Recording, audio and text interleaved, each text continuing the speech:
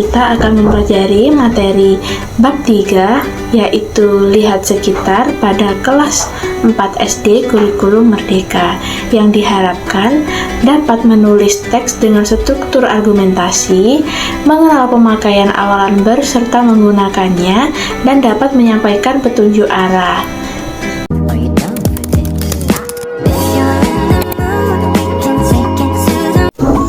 Di jalan raya, di terminal, di pasar, atau di tempat-tempat lainnya, kalian mungkin pernah melihat tanda atau lambang sebagai petunjuk. Ada tanda tempat pembuangan sampah, ada tanda tempat menyeberang, dan tanda lainnya. Tanda atau lambang seperti itu disebut rambu-rambu. Semua orang harus memahami dan menaati rambu-rambu supaya semua berjalan dengan tertib demi kebaikan bersama. Gambar-gambar berikutnya disebut rambu lalu lintas. Rambu lalu lintas bisa berupa lambang, huruf, angka, atau kalimat. Gunanya adalah untuk memberikan peringatan, larangan, perintah, dan petunjuk bagi pemakai jalan. Pernahkah kalian melihatnya? Nah, perhatikan rambu-rambu berikut. Dari rambu-rambu berikut, apakah ada yang sama? Dan apakah ada yang berbeda? Dan dapatkah kalian menduga artinya? Yang pertama, arti warna dasar rambu-rambu lalu lintas. Yang pertama terdapat warna biru, berbentuk persegi, berwarna dasar biru, lambang, huruf atau angka dan kata-kata berwarna putih. Rambu ini berisi perintah wajib bagi pengguna jalan atau penunjuk lokasi, misalnya petunjuk tempat penyeberangan untuk berjalan kaki atau tempat pembuangan sampah. Dan yang berikutnya yaitu terdapat rambu berwarna merah. Warna dasar putih dengan lingkaran merah, huruf atau angka berwarna hitam. Rambu ini bersifat larangan, misalnya dilarang parkir, dilarang belok kiri, dilarang masuk, dilarang berkecepatan tertentu, atau dilarang lainnya.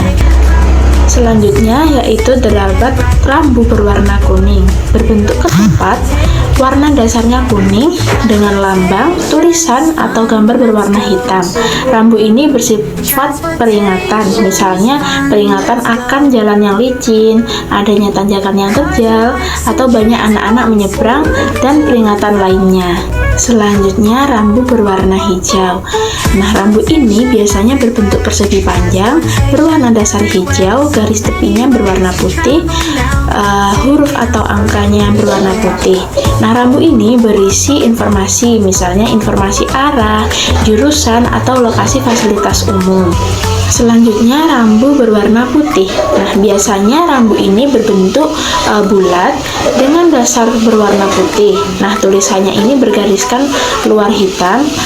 Nah, rambu ini menandai berakhirnya satu atau semua larangan, misalnya larangan melebihi kecepatan maksimum.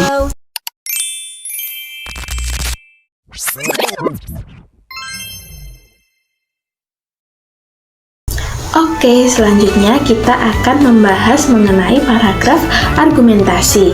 Nah, saat kita berdiskusi atau menyampaikan pendapat secara lisan atau tertulis, kalian perlu menyebutkan alasan atau penyebab kalian berpendapat demikian. Semakin kuat alasan kita atau didukung oleh bukti-bukti seperti peraturan atau data ilmiah, maka semakin kuat pula pendapat kalian tuliskan. Nah, pernyataan yang kalian sampaikan itu disebut argumentasi.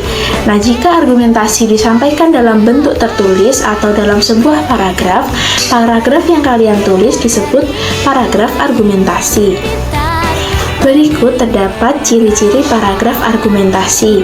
Yang pertama, paragraf argumentasi mengandung pendapat, keyakinan, dan pandangan terhadap sebuah permasalahan. Yang kedua, terdapat data akurat yang dipakai untuk meyakinkan orang lain. Yang ketiga, yaitu menjelaskan permasalahan dengan cara menganalisis dan menganalogikan. Yang keempat, paragraf argumentasi terdapat kesimpulan dalam bentuk pendapat yang lebih luas, tetapi bukan merupakan penegasan kembali topik utama. Nah, kata-kata atau kalimat yang sering digunakan sebagai kalimat argumentasi yaitu menurutku, aku tidak setuju karena, betul sekali, aku setuju, aku sependapat denganmu karena. Nah, berikut adalah kalimat argumentasi atau kalimat yang sering digunakan sebagai paragraf argumentasi.